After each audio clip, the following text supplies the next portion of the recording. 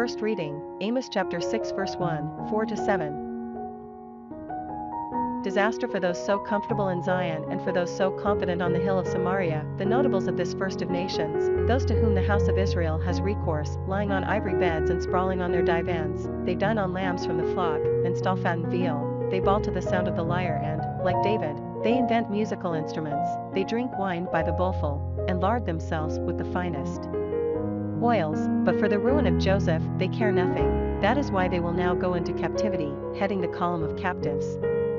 The sprawler's revelry is over.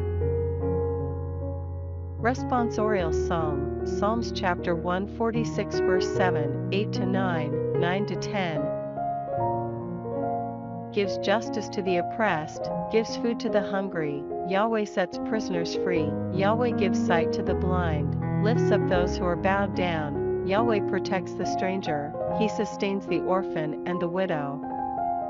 Yahweh loves the upright, but he frustrates the wicked, Yahweh reigns forever, your God, Zion, from age to age.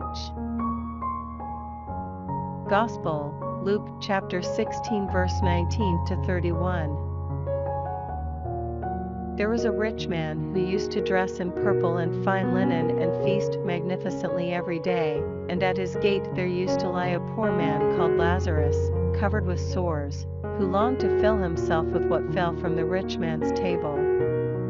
Even dogs came and licked his sores. Now it happened that the poor man died, and was carried away by the angels into Abraham's embrace. The rich man also died and was buried. In his torment in Hades he looked up and saw Abraham a long way off with Lazarus in his embrace. So he cried out, "Father Abraham, pity me and send Lazarus to dip the tip of his finger in water and cool my tongue, for I am in agony in these flames." Abraham said, "My son, remember that during your life you had your fill of good things, just as Lazarus' fill of bad. Now he is being comforted here while you are in agony. But that is not all.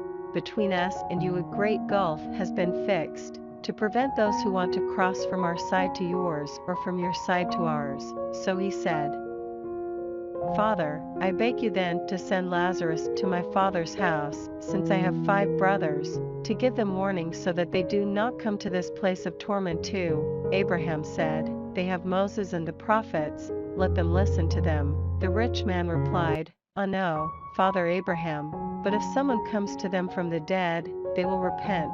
Then Abraham said to him, "If they will not listen either to Moses or to the prophets, they will not be convinced even if someone should rise from the dead." Second reading, 1 Timothy chapter 6 verse 11-16. But, as someone dedicated to God, avoid all that.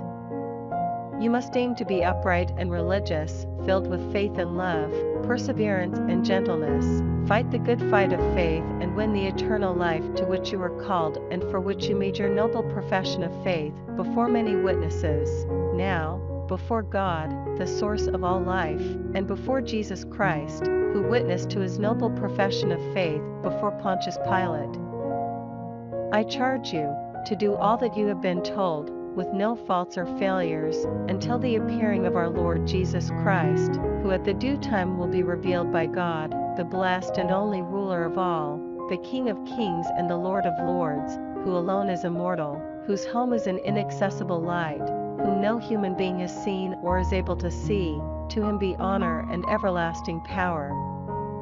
Amen.